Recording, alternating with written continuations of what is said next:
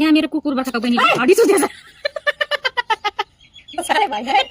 ओए मुनि चाहिँ देखानी फेरि हैन यहाँ मुनि चाहिँ मुनि चाहिँ यता उसको साथी कुकुर बाछाको मान्छेको साथी यहाँ रुमिरहेछ सेकेन्ड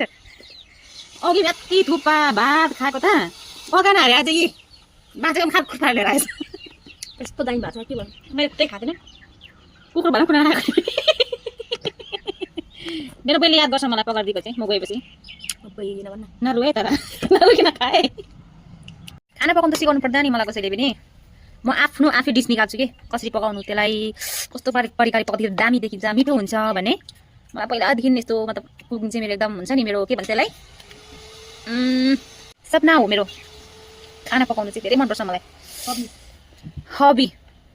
हस्बेन्ड होइन हबी है लक्ष्य यहाँ सिकाउँदैछ कुकुर पालेको मान्छे सिकाएर अमृत है म सिकाएर चाहिँ यहाँ